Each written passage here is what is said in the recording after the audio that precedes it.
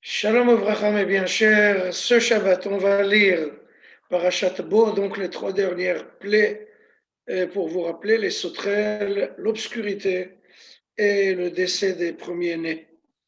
Et en fait, je voudrais cette année m'attarder un peu sur ce thème-là, sur cet enseignement, qu'est-ce que l'obscurité?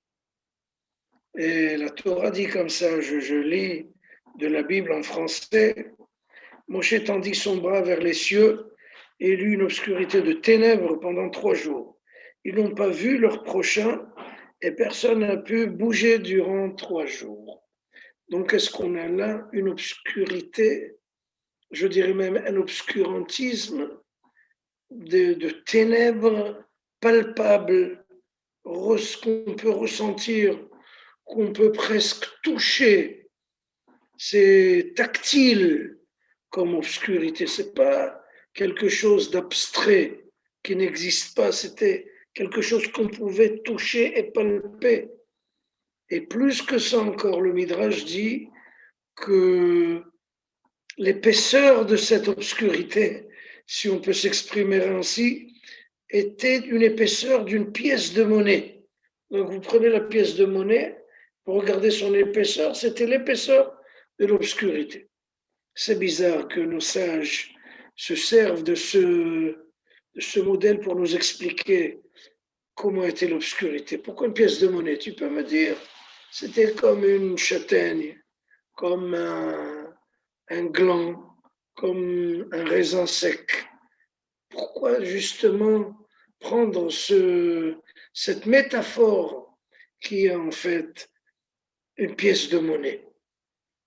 Et pour comprendre ça, on va emprunter un autre modèle. Sachez que la véritable obscurité, c'est quand on ne voit plus son prochain.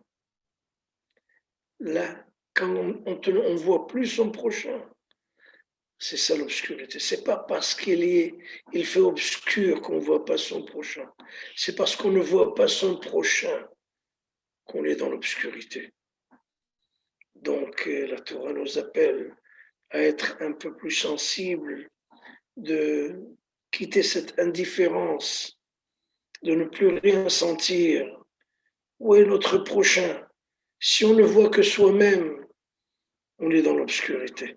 C'est ça la plaie. En fait, c'est une parabole. C'est pas, la Torah donne des messages. Elle n'est pas là pour nous apprendre les petits détails. Elle nous donne, à partir des détails, des grandes lignes de notre existence. Et c'est ça, en fait, il y avait un hacham, un grand érudit, il y avait un adepte. Il a dit, mon fils, viens, je vais te montrer. On va regarder par la fenêtre, il y a une vitre transparente. Et qu'est-ce que tu vois à travers la fenêtre? Il dit, je vois des gens, je vois la famille.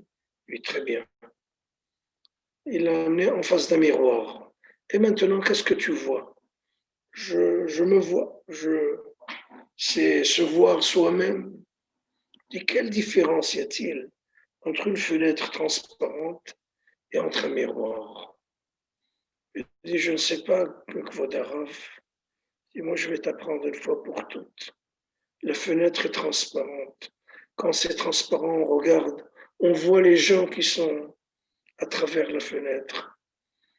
Mais le miroir, c'est une fenêtre qui a été peinte avec une peinture argentée. Quand on commence à regarder l'argent, on ne voit que soi-même. Et c'est ça le Midrash en fait. L'épaisseur de l'obscurité, c'était une pièce de monnaie. C'est-à-dire quand on voit que l'argent, que notre bien-être, que notre bon vivant, que notre intérêt, on est dans l'obscurité. À partir du moment où on voit les autres, on regarde à travers une vitre transparente. Donc, on est dans la lumière. Bezrat Hashem, que la luminosité nous soit un signe de vie et pas l'obscurité où on ne voit plus personne que soi-même.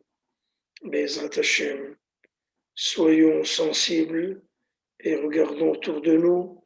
Quand on commence à voir autrui, ça veut dire qu'on est Bezrat Hashem dans la grande lumière. Shabbat Shalom.